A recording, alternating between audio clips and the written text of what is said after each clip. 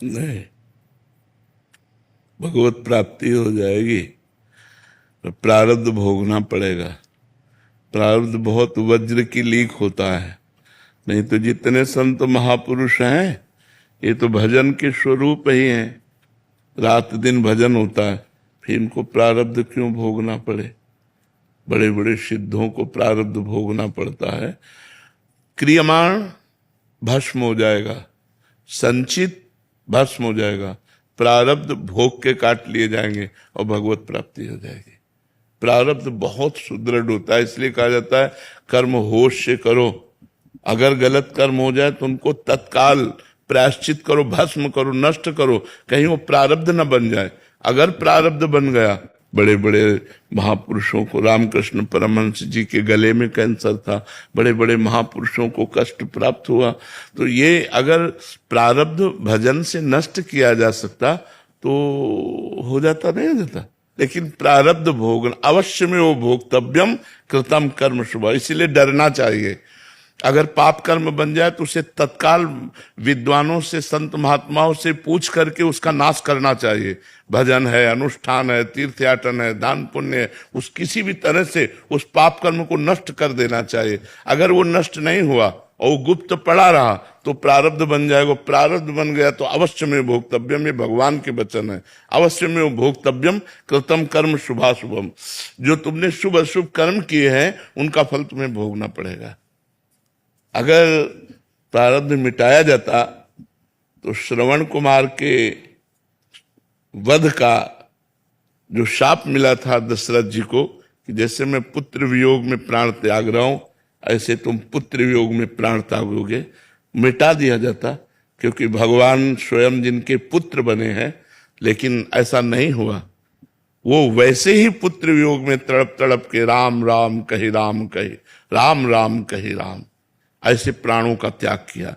यदि उनके पुत्र कोई संसारी होते तो दुर्गति हो जाती, पर पुत्र सच्चिदानंद भगवान राम तो क्या कहना, सदगति हो गई। राम राम कह करके भगवान का चिंतन करके प्राण त्याग रहे हैं। लेकिन कितना बलवान कर्म है कि अगर श्रवण कुमार का वध अनजाने में बन गया और उनके माता पिता ने कहा जैसे मैं तड़प कर पुत्र वियोग में प्राण त्याग रहा हूं ऐसे तुम भी त्यागोगे, तो ऐसे ही उनको त्यागना पड़ा।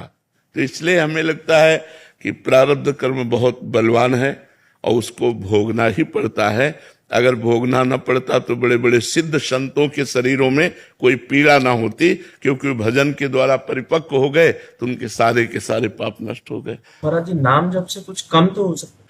नाम जप से सहने की सामर्थ्य आती है, सहने की सामर्थ्य आती है। वो व्यथित नहीं होगा, वो व्याकुल नहीं होगा, वो परेशान नहीं होगा, हर कष्ट को वो सह सकता है भगवान के भजन से। इतना और आनंद बना रहेगा, कष्ट में आनंद बना रहेगा। ये भगवान के भजन का प्रभाव होगा कि कष्ट में आनंद बना रहेगा। नहीं, कष्ट में कहीं आनंद होता है, पर कष्ट में आनंद बना रहेगा, ये भजन का प्रभाव होगा। वो कष्ट उसे आनंद प्रदान करेगा, उसके अंदर एक आनंद की उमंग होगी जिसमें दुख दुख नहीं लगेगा, दुख भी सुख का अनुभव कराएगा। और जब भजन नहीं होता तो सुख ही दुख का अनुभव कराने लगता है। सुख सामग्री सब है, शरीर स्वस्थ है, लेकिन मानसिक विक्षिप्त है, मानसिक परेशान है। इसलिए भजन करना ही चाहिए, भजन से प्रारब्ध भोगने की सामर्थ्य आती है। भास्कर जी गुजरात से। राधे राधे। राधे राधे महाराज जी। महाराज जी, मन की शांति क्या है और वो कैसे मिल सकती है? वहीं हम बैठे हैं, बिल्कुल जहां आपने प्रश्न किया है वही प्रसंग खुला है। 24 घंटे भगवान के भजन में रहिए तो आपके सारे मनोरथ पूर्ण हो जाएंगे और मन शांत हो जाएगा। मानो आपने प्रश्न जो किया वो पहले ही उत्तर लिखा हुआ है इसमें। कह रहे हैं 24 घंटे आप भगवान का नाम जप कीजिए, 24 घंटे का अभ्यास बनाइए। आपको जो चाहिए संसार से लेकर भगवान तक सब कुछ प्राप्त हो जाएगा। तो उत्तर जब ये दिया तो उन्होंने कहा मेरा मन नहीं लगता, भजन में मन नहीं लगता।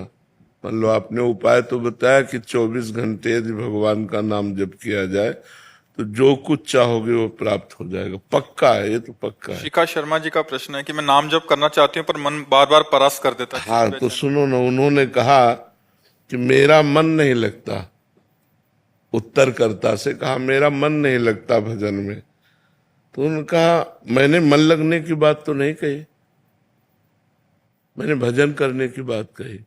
मन लगे या न लगे, हमको भजन करना है।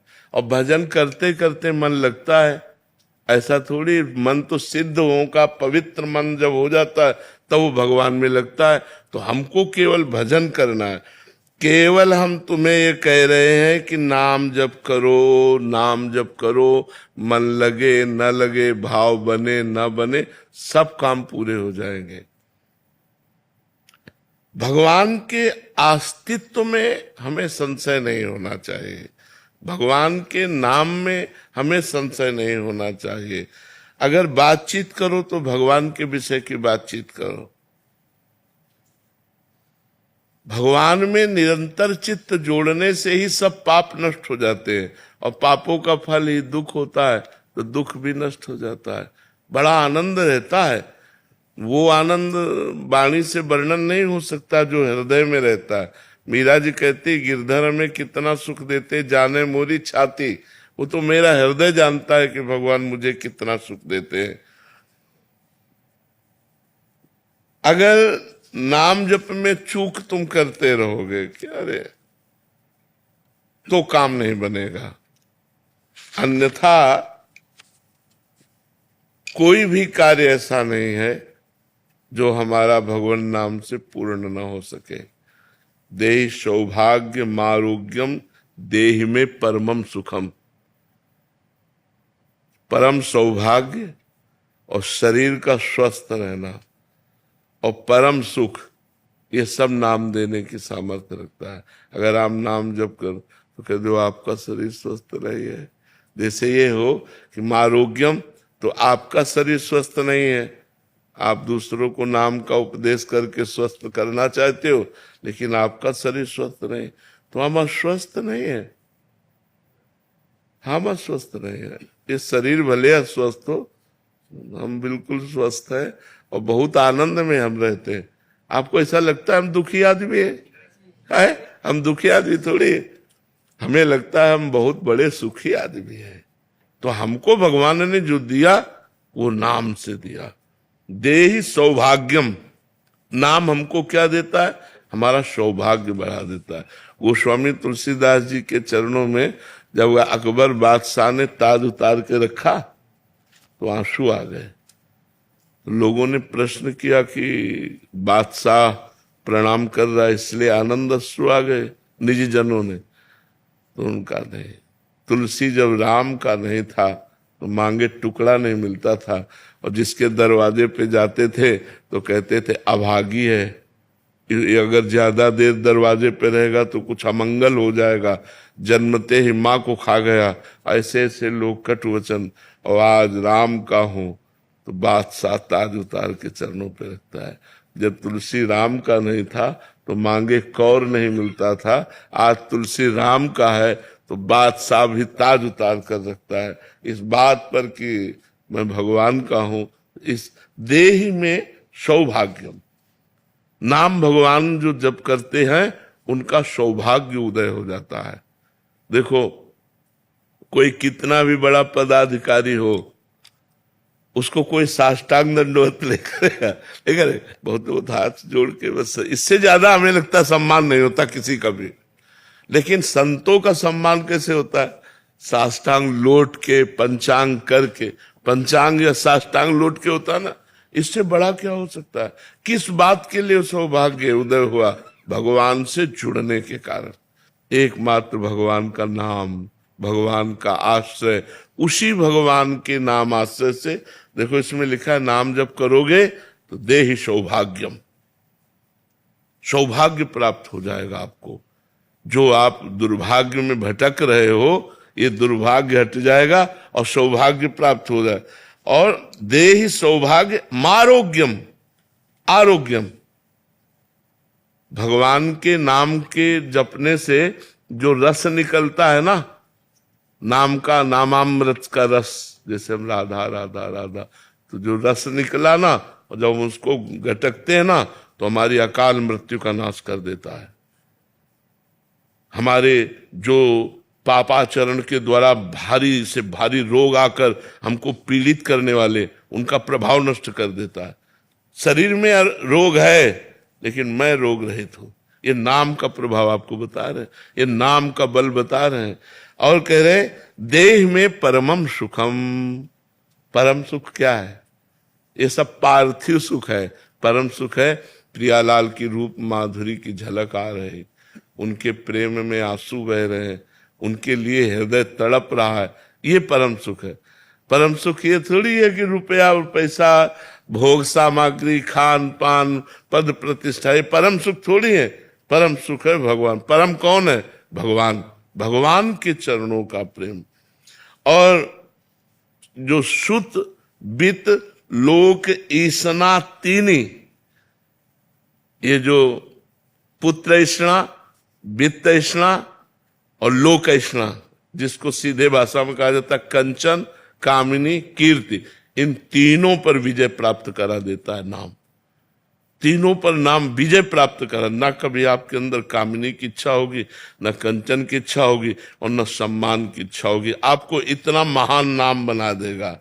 न धनम न जनम सुंदरीम कविताम व जगदीश कामये। नाम जापक के हृदय में कैसा?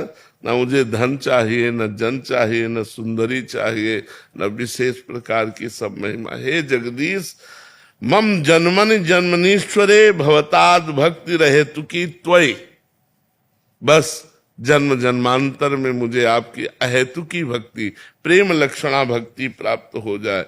तो ये जो निरंतर नाम जप करते हैं, उनकी समस्त कामनाएं पूर्ण हो जाती हैं, उनका सौभाग्य उदय हो जाता है, और वो भगवान को प्राप्त हो जाते हैं। क्या प्रश्न था कि मेरा मन नहीं लगता? लगे या ना लगे, आपको केवल भगवान नाम जप करना है।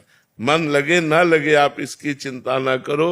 जैसे अग्नि छुआ दी जाए, तो चाहे भूल से छू जाए, चाहे जानकारी से छू जाए, चाहे श्रद्धा से छू जाए, उसमें दाहिका शक्ति है, वो जला देगी। ऐसे ही नाम में सर्व पाप नाशक शक्ति है, सर्व सुख प्रदान करने वाली शक्ति है। तो आप राधा राधा राधा भाव बने न बने, नाम में मन लगे न लगे, हमको जपना है। जपने से परम कल्याण हो जाएगा। जी चित्तहरणी शरण जी। राधे राधे महाराज जी। शेयर वंश। महाराज जी, आपकी आज्ञा रहती है कि साधु को कभी भी किसी से प्रणाम नहीं करवाना चाहिए, फिर भी लोक व्यवहार में कई बार जबरदस्ती लोग ऐसा करते हैं कि आशीर्वाद या मंगल कामना की अपेक्षा रखते हैं। कई बार विशेष अवसर जैसे जन्मदिन, अब जैसे हमसे कोई कहता है हमारे सर पे हाथ रखो, और जबरदस्ती हमारा हाथ रखवा लेता है, तो हम देख रहे हैं कि मेरे प्रभु मेरे से ऐसी लीला करवा रहे, तो हम सामने अपने को प्रभु को देख रहे हैं, अपने कोई फर्क नहीं पड़ता। आते हैं संत भगवान जैसे ऐसे, वो हाथ पकड़े जैसे ऐसे, हम समझ रहे मेरे प्रभु मेरे लिए। अब जैसे कोई प्रणाम कर रहा है, तो उसके पहले हम उसको प्रणाम करते हैं, दृष्टि से हम पहले प्रणाम करते हैं, मेरे भगवान आप जैसी लीला करें, आप तो ही आप है। हमें प्रणाम लेना नहीं है, प्रणाम करते हुए भी जो हमें प्रणाम कर रहे हमें स्वीकार नहीं करना, वो प्रभु के पास जाएगा। हमें सम्मान स्वीकार नहीं करना, उसका मतलब ये नहीं होता कि हम किसी का विरोध करें। मान लो आपसे जबरदस्ती आपको कोई पैर छू रहा, आप आंख मूंद लिए, भगवान श्री जी लाडली जी आप हृदय में विराजमान हो, आप हम स्वीकार नहीं करते। अंदर से स्वीकृति न करना और बाहर से विरोध भी न करना। तन मन धन सब श्री जी को समर्पित है। नहीं समर्पित, अगर इस शरीर को कोई चरण छू रहा है तो श्री जी के पास जाएंगे, क्योंकि श्री जी को समर्पित है। हम छुआए नहीं, समझ रहे? ये हमारे छुआने का मतलब जैसे छू रहा है, हमने पैर लगाओ बड़े खुश हो रहे, ऐसा नहीं।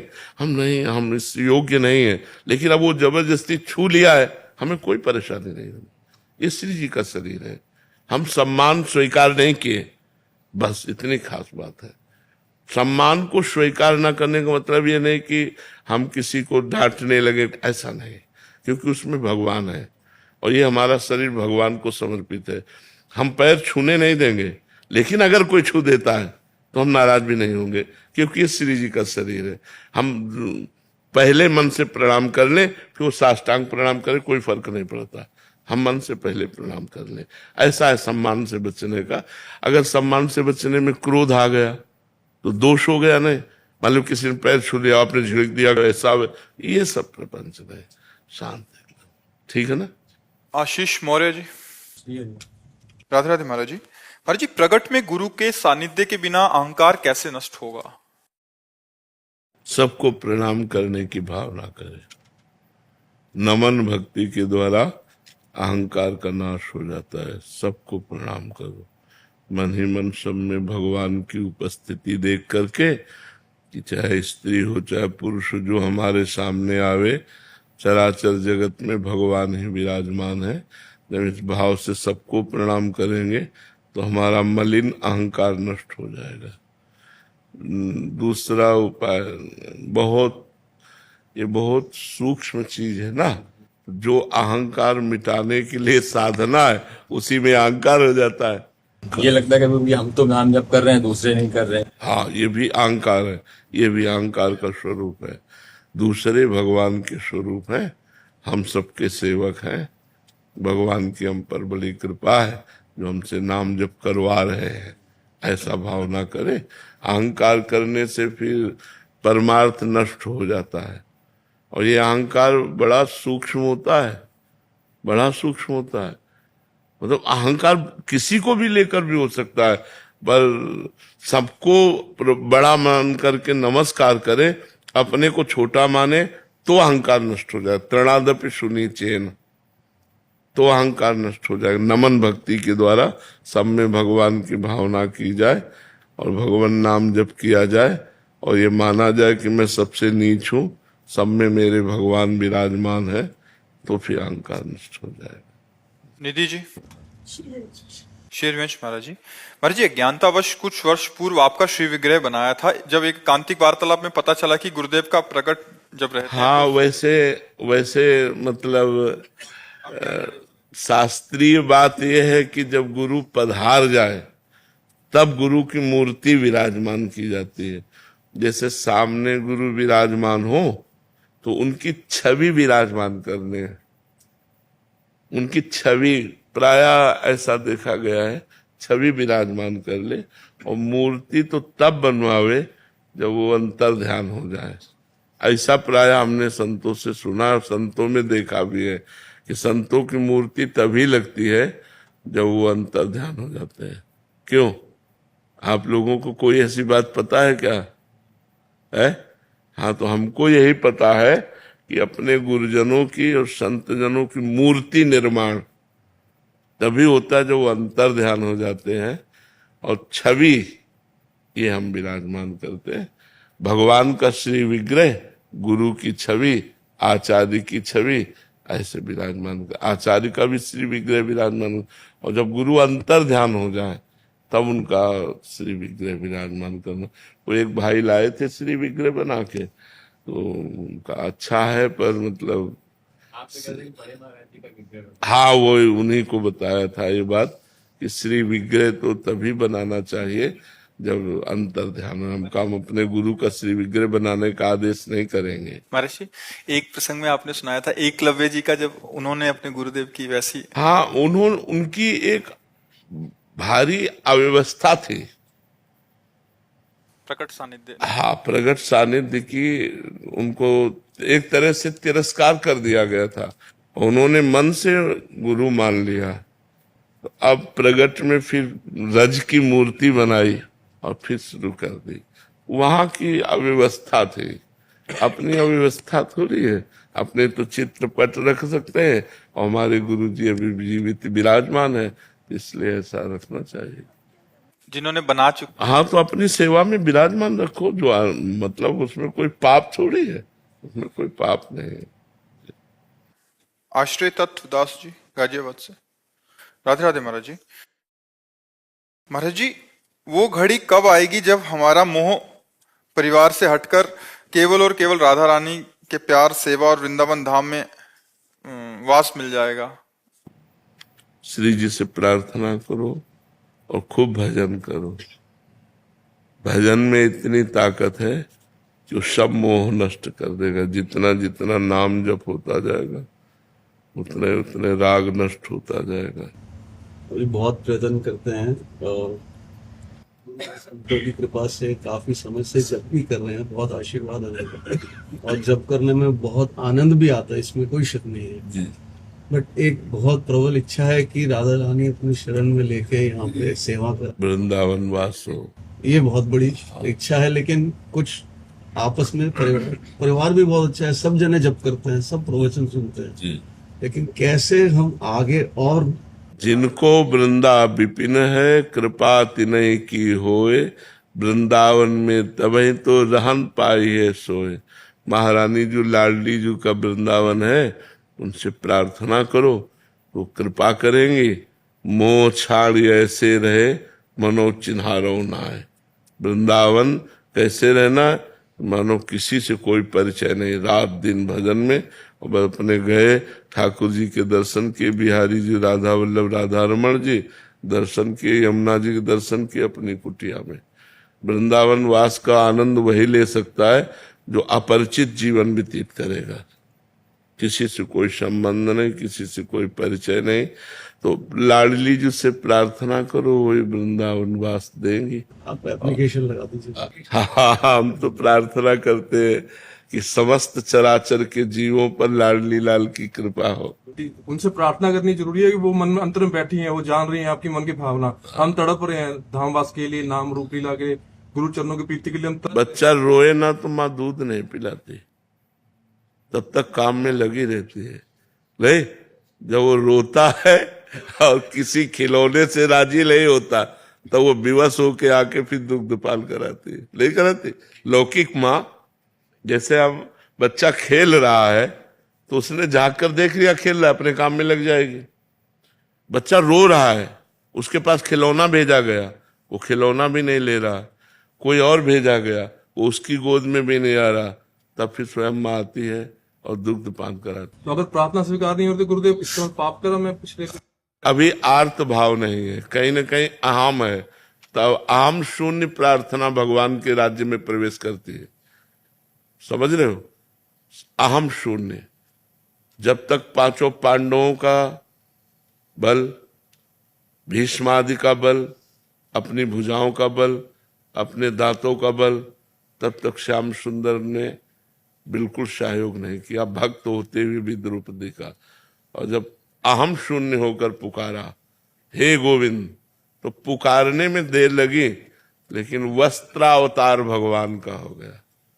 तो भगवान के कान में अहम शून्य पुकार पड़ती है, अहंकार युक्त जहां वो आवाज नहीं जाती। दैन्य, एक बार जिन नाम ली, हित सो होए अति दीन। शब्द समझो, हित सो मतलब प्रेम से युक्त होकर, अति दीन ताको संग न छाण ही, ध्रुव अपनो कर लें। ध्रुव सत्य है, भगवान उसको अपना बना लेते हैं, उसका कभी संग नहीं छोड़ते। जो प्रेम से अति दीन होकर भगवान को पुकारता है, तो प्रेम आ जाना और अति दैन्यता आ जाना ये बहुत कठिन। पूरा जीवन इसी में तो लगे हैं, अपने लोग की दैन्यता आ जाए, अहंकार नष्ट हो जाए, प्रेम आ जाए। भगवान के राज्य में अहंकार भरी आवाज नहीं जाती, दैन्य राज्य भगवान। यही दरबार दीन को आदर रीति सदा चली आई। नित्यानंद दास जी वृंदावन से। महाराज राधे राधे महाराज जी। महाराज जी, आपके चरणों में दंडवत प्रणाम। महाराज जी, ब्रिजवास मिल गया है, सर्व समर्थ गुरुदेव मिल गए हैं, महामहिम नाम मिल गया है, राधा रानी की बहुत कृपा है, लेकिन हृदय में महाराज जी अभी वो व्याकुलता जो होनी चाहिए, वो परिवर्तन जो होना चाहिए वो नहीं आ रहा। धीरे धीरे धीरे धीरे सहत सहत बाढ़े भगति, गृह तन हित गुरुगार। अपना संपूर्ण जीवन समर्पित हो जाए, फिर हमारा परिवर्तन इतनी जोर का होता है कि पूछो मत। हमारे समर्पण में जब तक कमी होती तभी होती। एक अहमता ममता ये जग में है दुखदाई, ये जब श्री जी की ओर लगे तो होत परम सुखदाई। तात मात सुत दार देह में मति अर्जय मति मंदा, हित किशोर को है चकोर तो लख वृंदावन चंदा। तो एक अहमता ममता को हमें श्री जी के चरणों में समर्पित करना है, और ये बड़ी कठिन है अहमता ममता समर्पित। जैसे सब कुछ समर्पण कर दिया तो उसका अभिमान है कि सब कुछ समर्पित कर दिया। ये अभिमान रूपी रोग से पिंड छुटाना बहुत कठिन पड़ता है। और संस्कृत मूल शूल प्रदनाना, सकल शोकदायक अभिमाना, समस्त दुखों को प्रदान करने वाला अभिमान है। जिस अभिमान में साधना का अंक जुड़ जाता है, अब वो हटाना बड़ा मुश्किल है। दैन्य आए बिना भगवान के दरबार में प्रवेश नहीं है। ये दरबार दीन को आदर रीति सदा चली आई, यही दीन प्यारे वेद पुकारे द्रवोश श्री भगवान। एकदम अपने को तृण से भी नीच मानना, सब में भगवान को देखना, सबको नमस्कार करना, निरंतर नाम जप करना, गुरुदेव की आज्ञा में रहना, अभी सब ठीक हो जाएगा।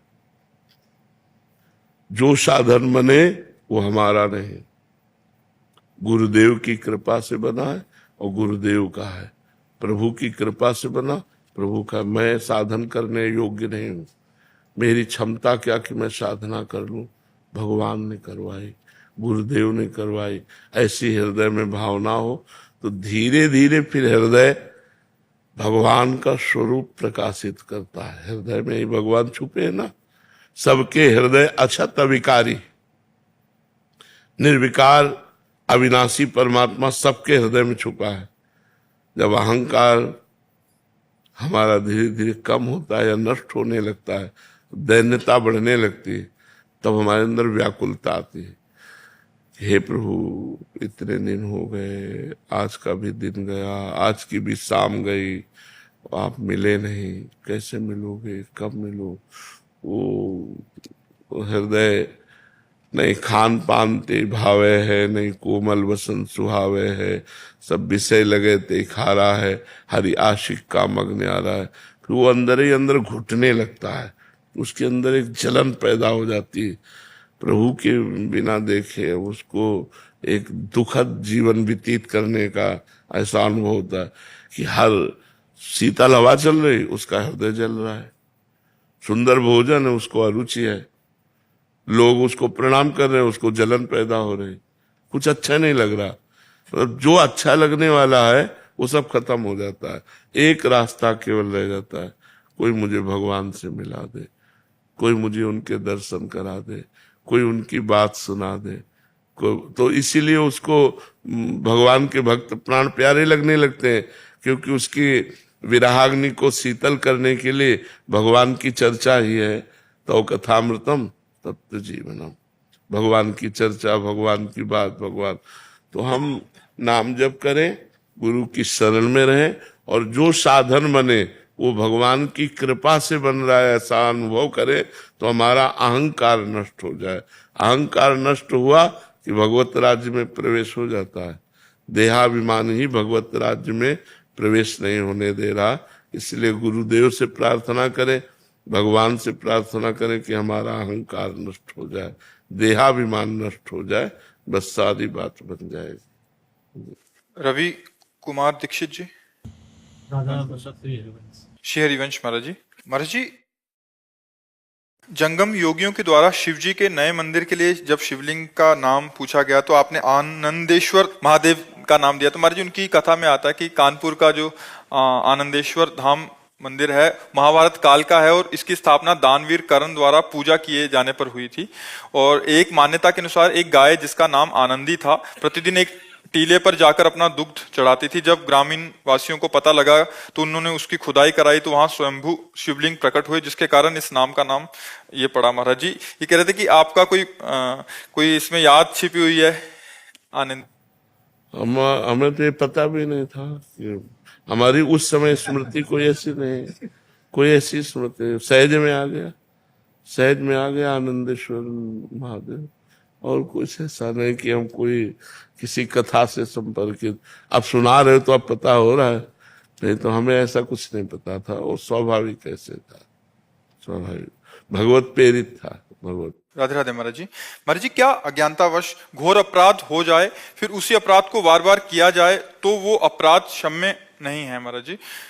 तो महाराज जी, जब वो अपराध का बोध हुआ अभी अंतर मन में तो बहुत पश्चाताप हो रहा है महाराज जी, अब कौन सा साधन करूं? पहला ये कि आजीवन में कभी हमसे अब वो पाप होगा नहीं, पहला नियम ले, आजीवन में वो पाप होगा नहीं।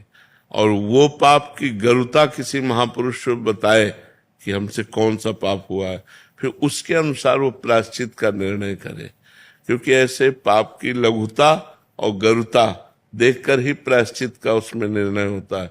पर शुरुआत उसकी ऐसे होगी, अब लो नसानी अब नानु सही हो, आज तक की आप कभी नहीं करूंगा, और फिर आगे प्रायश्चित करे तो वो पाप नष्ट हो सकता है। राधे राधे महाराज जी। महाराज जी, एक अज्ञानी जीव कैसे जाने कि उसके गुरु ने रूप बदला है, वो उनके नए रूप को कैसे पहचाने? मैं जहां हूं वहां सही हूं, या अपने अभ्यास को पुष्ट करूं, या मेरे नए गुरु रूप में आप विराजमान होके मेरा आगे का बचा हुआ मार्ग संभालेंगे? नहीं, अपने को चाहिए ऐसे रखना रहता है। जो आपको गुरु मंत्र मिला, किसका प्रश्न है? जो आपको गुरु मंत्र मिला हो पहले, जो आपके पहले गुरु हो, आप उन्हीं को गुरु मानिए, वही गुरु मंत्र जपिए और खूब परमार्थ में आगे बढ़िए। गुरु बदलने की जरूरत क्या है? बाबा मुझे आपने गुरु दिखते हो बाबा। नहीं, आपने गुरु मंत्र लिया है कहीं? बाबा वो ज्ञान मार्ग का है, उसका मतलब यह है कि वो मैं ही हूँ। और महाराज जी, जो आप भक्ति मार्ग बताते हो उसमें ज्यादा मन लगता है मेरा, मुझे लगता है दास स्वभाव है आपकी कृपा से।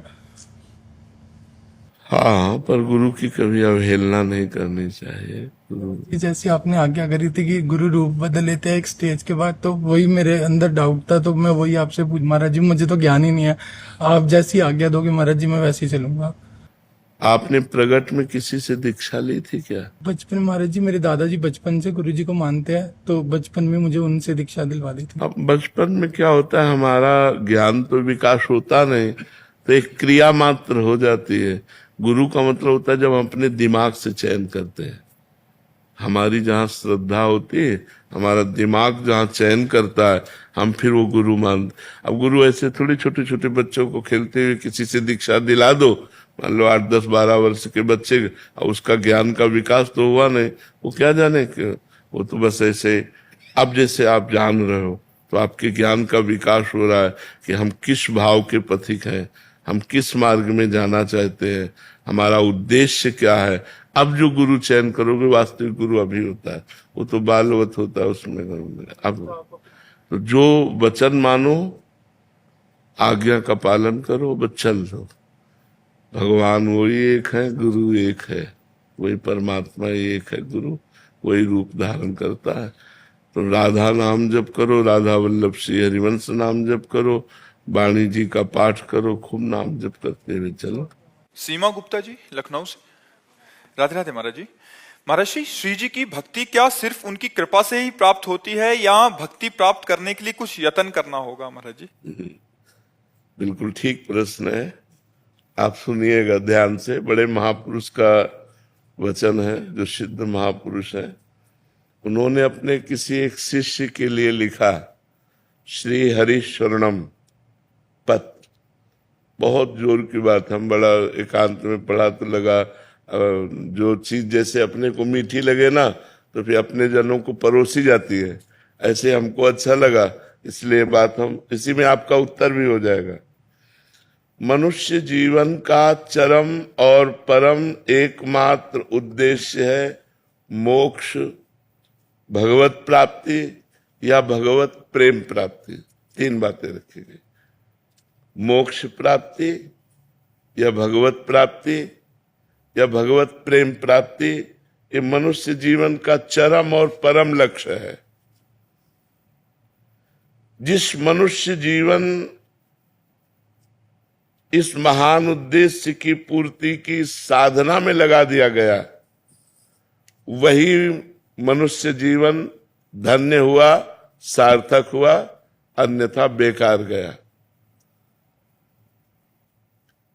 मनुष्य जीवन में जो भी आपके पास मिला हुआ है, प्रत्येक सामग्री जैसे बुद्धि, मन, इंद्रिया, धन, परिवार, समय, विद्या, विवेक, ये सब केवल भगवत प्राप्ति के लिए मिला है। मनुष्य जीवन में आपको जो कुछ भी मिला हुआ है वो केवल भगवत प्राप्ति के लिए मिला हुआ है। तो आपको पूरा प्रयत्न करके इन सब का प्रयोग भगवत प्राप्ति के लिए ही करना चाहिए। यही मनुष्य जीवन की सार्थकता है। अब भगवत प्राप्ति के लिए इनका हम प्रयोग क्या करें?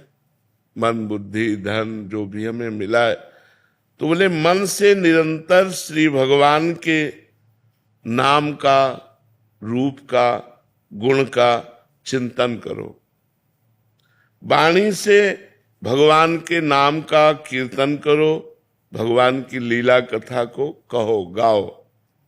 और शरीर से जितने भी कार्य होते हैं, जो भी कार्य होते हैं, वो सब भगवान की हम पूजा कर रहे हैं, ऐसी भावना से उस कर्म को भगवान को समर्पित कर दो। प्राणी मात्र में, चाहे वो स्त्री हो या पुरुष हो, जड़ हो या चैतन्य हो, सब में भगवान है। ऐसी भावना से अच्छी तरह जो तुम्हारे सामने आ जाए उसकी सेवा करो। जो तुम्हारे सामने आ जाए अच्छी तरह सेवा करो। जैसे कोई आपसे बात पूछ रहा है तो बहुत अच्छी तरह उत्तर दीजिए। कोई बीमार है, हो सके तो आप उसकी अच्छी सेवा कीजिए। सब में भगवान विराजमान है। कोई प्यासा है, पानी ला के दे दिया। हम यात्रा में जा रहे हैं, बैठे हैं हम अपने सीट पर, रिजर्व सीट है, लेकिन कोई हमें वृद्ध दिखाई दे रहा है, हम खड़े हो जाते हैं, उसे बैठा देते हैं। सब में भगवत भावना करके कि हमारे भगवान सब जीवों में विराजमान है। जहां जैसी जिसको आवश्यकता हो अच्छी तरह से सेवा करो। समस्त जीवों में भगवान विराजमान है, ऐसी भावना करके यदि सेवा करोगे तो तुम्हारे हृदय में भगवान प्रकाशित हो जाएंगे। जब सबके हृदयों में भगवान देखा जाता है तो अपने हृदय में भगवान दिखाई देने लगते हैं। सदा सबकी यथा योग्य सेवा करनी चाहिए, पर किसी से अपनी सेवा नहीं करानी चाहिए। जब तक शरीर अपना काम करे तब तक अपनी किसी से सेवा नहीं करानी चाहिए। अपने पैर दबवाना, अपने कपड़े धुलवाना या अपने लिए कोई भी कार्य, अपनी सेवा स्वयं करे और दूसरों की सेवा करने का उत्साह रखे। सदा सबकी यथा योग्य सेवा करनी चाहिए, अपनी सेवा नहीं करानी चाहिए। अगर भगवत प्राप्ति करना है तो मान देना चाहिए, दूसरों से मान लेना नहीं चाहिए। सत्कार करना चाहिए, दूसरे से सत्कार कराने की इच्छा नहीं रखनी चाहिए। अपने लिए जो कुछ प्राप्त हुआ है उसमें से दूसरों के लिए, जैसे अपने को 100 रुपया प्राप्त हुए, धर्म से प्राप्त हुए, तो हम 90 रुपया अपने परिवार और अपने लिए खर्च, 10 रुपया हम कहीं गौ सेवा, संत सेवा, बीमारों की किसी की सेवा में लगा दे। दूसरों को उदारता पूर्वक अपनी वस्तु का प्रयोग कराना चाहिए। उदारता पूर्वक अपने पास 4 रोटी है, 1 रोटी ली, चिड़िया, गाय, कुत्ता किसी को दे दिया। ये रोज का नियम रखना चाहिए। अपने पास जो कुछ है सब भगवान का है, ये जान करके भगवान ही मेरे सामने इस रूप में आए हैं और उनकी ही दी वस्तु उनको हम दे रहे हैं। इसमें मेरा कोई कहीं भी किंचन मात्र अभिमान जागृत नहीं होना चाहिए कि मैंने किसी को वस्तु दी। भगवान की दी हुई वस्तु भगवान को ही दे। तो दीयम वस्तु गोविंदम तो ब्रह्मेव समर्पय। बहुत सुंदर बात है, अध्यात्म की है। अगर हम दूसरों का उपकार करते हैं दूसरों को वस्तु देते हैं, दूसरों की सेवा करते हैं, तो हमें नम्रता बढ़नी चाहिए, अभिमान नहीं। नम्रता बढ़नी चाहिए, अभिमान नहीं। हमने उनको ये दिया, हमने वो सेवा की, हमने इतने बीमारों की सेवा, एक तरह का अहम पुष्ट हो जाता है इसमें भी। तो कह रहे अभिमान नहीं आना चाहिए, नम्रता आनी चाहिए, और हर समय प्रसन्नता बढ़नी चाहिए कि हमारा जीवन भगवान की तरफ जा रहा है। किसी को कोई वस्तु देकर उसके बदले में लेने की कोई कामना नहीं होनी चाहिए, कुछ भी नहीं। आपकी वस्तु थी, आपको दे दिया हमें, हे भगवान तो दियम वस्तु गोविंदम तो बिमेव समर्पय, कुछ बदले में लेने की चाह नहीं होनी चाहिए। अपने लोगों की चाह होती है, इतनी तो होती है कि वो मुस्कुरा के हमको धन्यवाद कहे। संसार के भोगों में सुख है, ये बात धीरे धीरे मिटा दो। अगर भगवत प्रेम प्राप्त करना है, मोक्ष प्राप्त करना है, या भगवत प्राप्ति करना है, ये धारणा जब तक नहीं मिटेगी तब तक संसार के भोग हमें आकर्षित करेंगे और वो क्रियाएं बनेंगी जिससे भगवत विमुक्ता रहेगी, न भगवत प्राप्ति होगी न मोक्ष। इसलिए संसार में सुख है, ये धीरे धीरे धारणा हटाओ। भगवान के नाम में सुख है, भगवान की लीला में सुख है, भगवान के गुणों में सुख है, भगवान के धाम में सुख है, ऐसी भावना करो। ये संसार दुखालय भगवान ने कहा है, इसमें सुखों की लेबिल लगा के दुख बिकता है, लगता है सुख है लेकिन होता दुख है। असुखम दुखालयम दुख योनयः, ये शब्द संसार के लिए कहे गए। असुखम, इसमें सुख नहीं है। दुखालयम, ये दुख का आलय है। दुख योनया, इसमें जो भी भोग भोगोगे परिणाम में दुख ही प्राप्त होगा। इस विचार से भगवान में सुख है, ये अंदर भावना बैठा लो, तभी भजन बनेगा। नहीं तो जिसका सुख बुद्धि संसार में होती है तो वही मन जाता, वही चिंतन जाता है, भजन नहीं बनता। दूसरों के अधिकार को मत छीनो, दूसरों के कर्तव्य की रक्षा करो और अपने कर्तव्य का पालन करो। इंद्रियां बहिर्मुख मत रखो, अंतर्मुख रखो। सावधानी पूर्वक निरंतर भगवान का नाम जप करो। मन में प्रमाद मत लाओ, नाम जप करो। सदा उसको जबरदस्ती भगवत चिंतन में लगाए रखो मन को। मन के द्वारा जिसका भगवान नाम जप होता है, शरीर के द्वारा जिसकी भगवत सेवा होती है, वो निश्चित भगवत प्राप्त हो जाता है। आसक्ति, कामना, ममता और अहंकार, इसी से पाप और दुख बनते हैं। किसी भोग में आसक्ति, किसी व्यक्ति में आसक्ति, कोई भोग की कामना, किसी पद की कामना, धन की कामना, परिवार की ममता, शरीर का अहंकार, विद्या का अहंकार, धन का अहंकार, इन्हीं से पाप बनते हैं। अतएव बहुत सावधानी पूर्वक संसार की आसक्ति, कामना, ममता और अहंकार का भगवान नाम जप और सत्संग के द्वारा इनका नाश कर दो। इनका नाश करने की साधना करनी चाहिए। हमारी कामना नष्ट हो जाए, हमारा अहंकार नष्ट हो जाए, हमारी ममता नष्ट हो जाए, हमारी आसक्ति नष्ट हो जाए, ये सब कुछ नष्ट हो जाएगा भगवान के नाम जप से।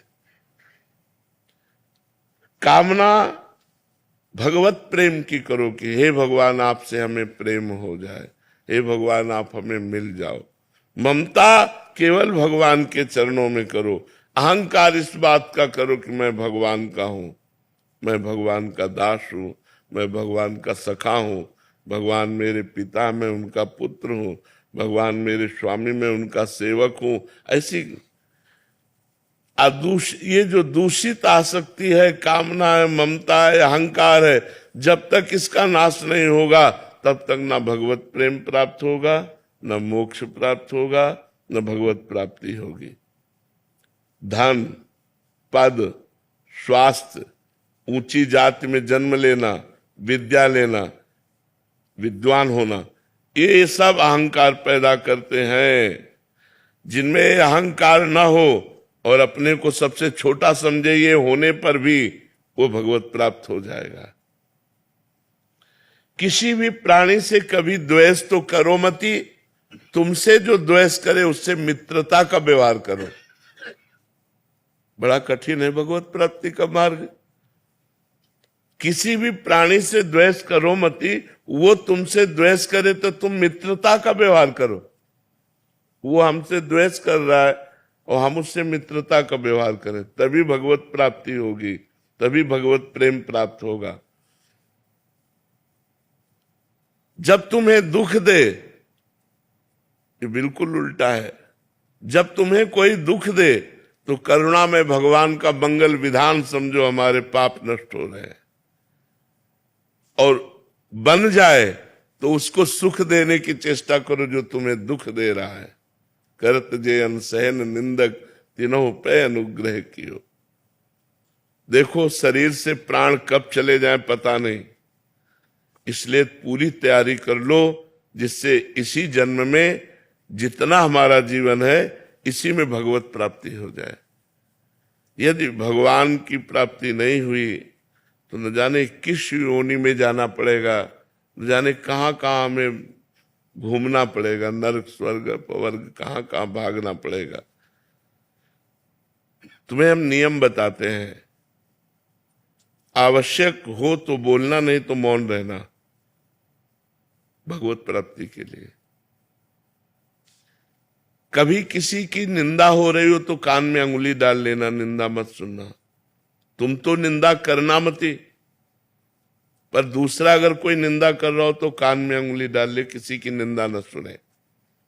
कटु भाषण मत बोलना, क्रोध मत करना, किसी का तिरस्कार करते हुए कोई आचरण मत ऐसा करना, अभिमान की भाषा में न बोलना। जहां तक बने कम बोलो या मौन रहो, कम बोलो, विचार के बोलो या मौन रहो। तुम्हारा व्यवहार नम्र होना चाहिए, ये भगवत प्राप्ति करना है। संसार से वैराग्य, भगवान के चरणों में अनुराग, ये दो बातें। अभी उल्टा है हमारा। भगवत चरणों में प्रेम तभी उत्पन्न होता है, हम सावधानी पूर्वक अपने एक एक सेकेंड समय को, जो बहुत मूल्यवान है, वो भगवान में लगाएं। प्राय एकांतिक में यही सब बातें होती है। एक एक सेकेंड को भगवान के चिंतन। पता नहीं मृत्यु कौन से सेकेंड में आ जाए, पता नहीं कब हमारी मृत्यु हो। अगर हमारा भगवान का नाम चल रहा है तो हम भगवत प्राप्त हो जाएंगे। अतः जीवन का एक क्षण भी प्रमाद, आलस्य में, प्रपंच की बातों में नहीं व्यतीत करना चाहिए। सावधानी पूर्वक नाम जप करना चाहिए। हमको जो बात, जो व्यवहार बुरा लगता है, वैसा बात, वैसा व्यवहार कभी दूसरों के साथ हम ना करें। भगवान से सदैव मांगते रहो, ये प्रभु तुम्हारी जैसी इच्छा हो, हमारे लिए वैसा विधान करो, बस इस जन्म में आप मिल जाओ। चाहे हमें दुख का विधान करो, चाहे सुख का विधान करो, पर इस जन्म में आप मिल जाओ। प्रभु आपसे विलग होने वाली मैं कामना करूं तो कभी पूरी मत करना, आपसे मिलन वाली कामना पूर्ति हो जाए। हमारा इतना ही काम अब केवल रह गया है। शरीर से जितनी चेष्टा करें वो भगवान के लिए, मन से भगवान का चिंतन, मुख में भगवान का नाम जप, बस इसी से सब कुछ हो जाएगा। संसार से वैराग्य हो जाएगा, भगवान में अनुराग हो जाएगा, भगवत प्राप्ति हो जाएगी। जीवन का अंतिम समय आते आते पता नहीं कैसी स्थिति हो, कैंसर हो जाए कि किडनी फेल हो जाए, क्या। आज स्वस्थ है, आज ही हम भगवान की प्राप्ति का नियम लें। वाणी से कम बोलेंगे, कान से किसी की निंदा नहीं सुनेंगे, शरीर से दूसरों की सेवा करेंगे, सब में भगवान ऐसी भावना करेंगे, निरंतर नाम जप करेंगे, इसी से हमें भगवत प्राप्ति, भगवत प्रेम और मोक्ष जो चाहेंगे वो प्राप्त हो जाएगा। जी। कृष्णा देवी दासी जी, राधे राधे महाराज जी। महाराज जी, प्रेम पाने का संघर्ष में साधक को कई प्रकार की बाधा आती है महाराज जी, ऐसे में साधक क्या करे? बाधा क्या है? जहाँ राधा वहाँ कहाँ बाधा है? और प्रेम शब्द तो ऐसा जो समस्त बाधाओं को मिटा देता है। क्या बाधा? हमारी इंद्रियों की लोलुपता हट जाए, हमारा मन प्रभु के चरणारविंद में आसक्त हो जाए, तो उसकी स्थिति ऐसी हो जाती, कोई बाधा नहीं पड़ती। नहीं खान पान ते भावे है, नहीं कोमल वसन सुहावे है, सब विषय लगे ते खारा है, हरि आशिक का मग न्यारा है। जो भगवान से प्रेम करता है उसे कुछ अच्छा ही नहीं लगता, तो बाधा क्या हो सकती? क्या बाधा हो सकती है? हमें तो आज तक समझ में नहीं आया कि बाधा क्या हो सकती है। हमारी इंद्रियां और मन जो विषयों में जाते हैं यही बाधा है, और प्रेमी का मन जाता ही नहीं है। और जिसे प्रेम प्राप्त करना है उसे इतना दृढ़ होना पड़ेगा कि हमें परिवार की ममता भगवान के चरणों में समर्पित करनी होगी, हमें रुपए के द्वारा प्राप्त होने वाले सुखों का त्याग करना होगा, हमें इंद्रियों के भोगों से मन को हटाकर प्रिया प्रीतम के चरणारविंद में लगाना होगा। इसी के लिए नाम कीर्तन, नाम जप, भगवत कथा, साधु संग, ये सब अनुष्ठान किए जाते हैं। तो बाधा क्या हो सकती है? बताइए, क्या बाधा हो सकती है? किसका प्रश्न है? क्या बाधा हो सकती है? अंग्रेजी जानती हो, हिंदी जानती हो, तो हमारी बात समझ रहे हो, तो क्या बाधा हो सकती है?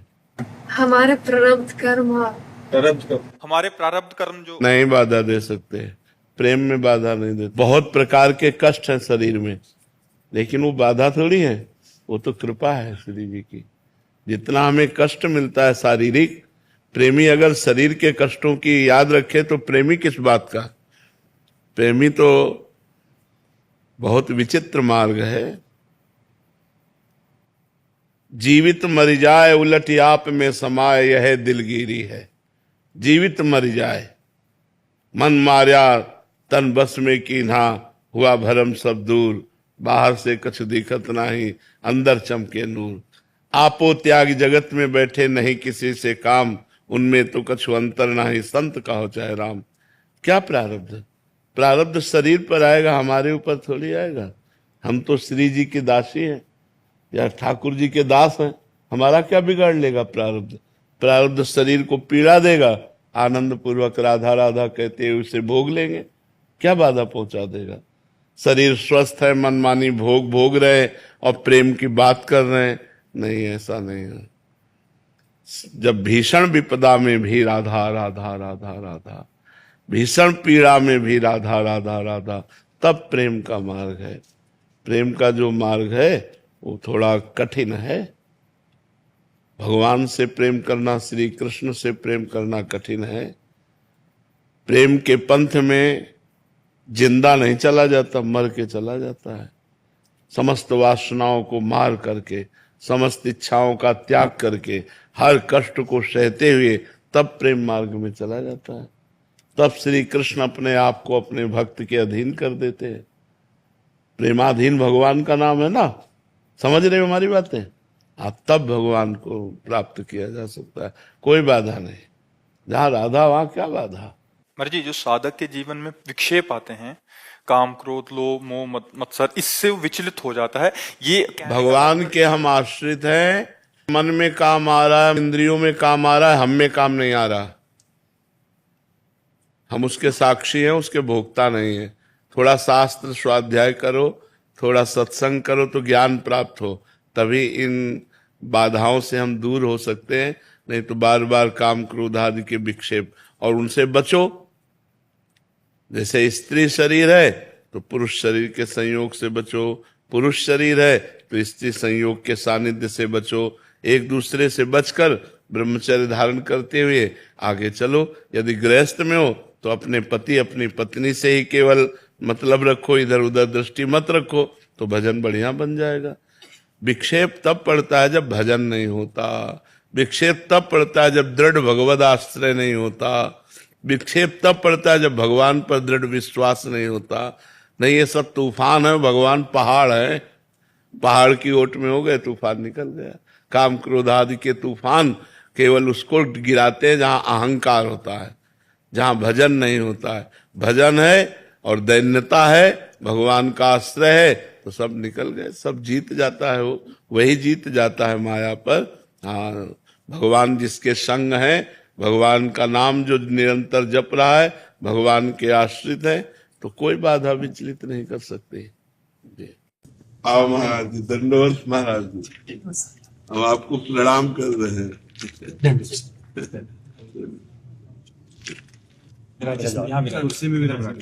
आपके चरणों में। अरे महाराज जी को सुख मिलेगा। बहुत करुणा करी आपने, दर्शन दिया। ये महारानी जो की चुनरी उड़ा रहे हैं आपको, श्री जी की। महाराज जी की जय। बहुत समय से इच्छा थी जी। मैं मलुकपेट वाले सरकार का कृपा पात्र हूँ। मलुकपेट वाले सरकार का कृपा पात्र हूँ मैं। जी जी। बहुत लंबी समय से इच्छा थी जी। आपके कृपा से इतना छोटे छोटे बच्चे बच्ची आपके प्रवचनों से बहुत लहसुन प्याज तक छोड़ दिया। बहुत लोग जी सुधर रहे हैं आपकी कृपा से। अब कुछ आप थोड़ी सी कृपा करके हमें, हमारा भी मार्गदर्शन करें, हमें कुछ सुनाएं। महाराज जी, मार्गदर्शन क्या, हम तो बस एक ही बात जानते हैं कि यदि हम रामायण की इस चौपाई का मनन करें तो बहुत बढ़िया बात बन जाए। सब साधन कर यह फल सुंदर, प्रभु पद पंकज प्रीति निरंतर। सब साधना का, सब शास्त्रों के स्वाध्याय का, सब संत समागम का एक ही फल है कि हमारा मन निरंतर हमारे प्रभु के चिंतन में लगा रहे, प्रभु के सुमिरन में लगा रहे। हम सब साधना का सार यही पकड़ पाए कि यदि हृदय में हमारे भगवान की स्मृति चल रही है, फिर हमें दूसरी कोई वस्तु पकड़ने की जरूरत नहीं। पूरी गीता जी सुनने के बाद अर्जुन जी ने जो पाया वो यही पाया, नष्टो मोहा स्मृति लब्धा तत्प्रसादान्मयाच्युता। हे अच्युत, आपकी कृपा प्रसाद से मोह का नाश हो गया और स्मृति प्राप्त हो गई। बस हम सब गुरुजनों के चरण प्रताप से स्मृतिवान रहे। हरि स्मृति, हरि स्मृति, हर समय भगवान की याद में, भगवान के सुमिरन में, भगवान के चिंतन में रहे।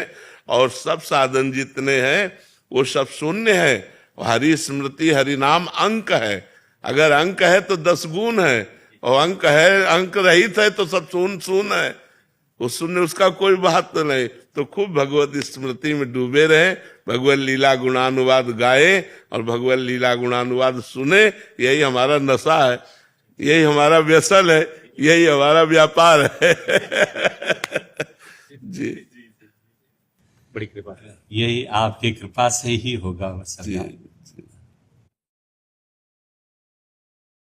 ये सब ठाकुर जी, बाबा के ठाकुर जी, बाबा की लाला है।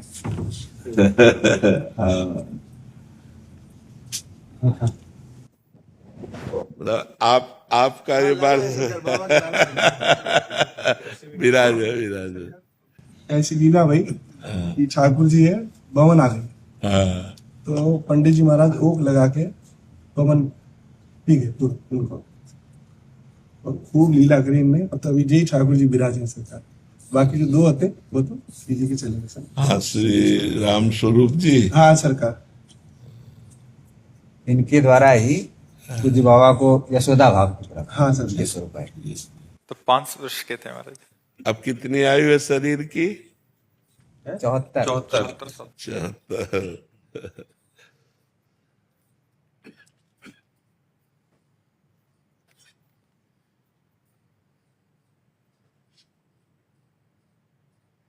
उसके बाद एक लीला थी मथुरा में। तो मथुरा वाली जो लीला थी तो रास होना था। तो ठाकुर जी ने मना कर दिया कि हम रास नहीं करेंगे जब तक बाबा नहीं आएंगे। फिर उस दिन लीला ही नहीं हुई, कह रहे हम रास ही नहीं करेंगे, हमें बाबा की याद आ रही है। फिर अगले दिन बाबा ने पेड़ा भेजे, बड़ी कृपा करी, दर्शन दिए आए। आपकी कृपा जहाँ बस है वहाँ ऐसा ही सुख मिल जाए, ये आपकी कृपा को फल है।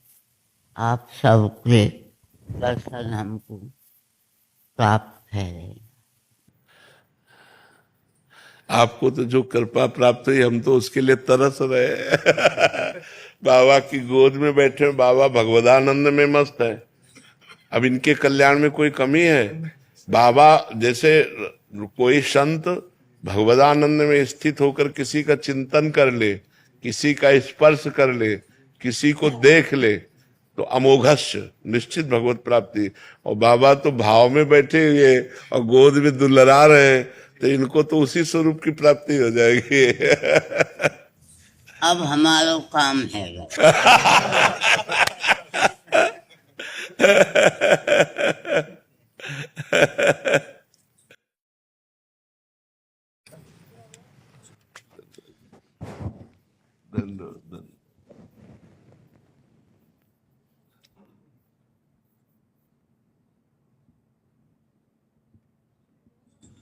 बुला ले करो। महाराज जी, मैं गुजरात से हूँ, भजन गायिका। अच्छा। और आपको बहुत सुनते हैं जी। और राधा जी का नाम लेके अगर कोई दिक्कत आए तो वो नाम लेते तो ऐसा लगता है कि सब काम हो गया, ऐसा महसूस होता है। तो आपके लिए छोटा सा भाव हम सुनना चाहेंगे।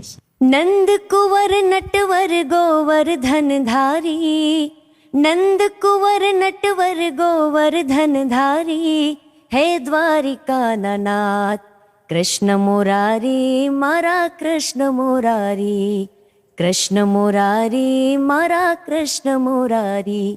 राधे किशोरी दया करो, राधे किशोरी दया करो, दया करो राधे दया करो, दया करो राधे दया करो, श्यामा लाडली दया करो।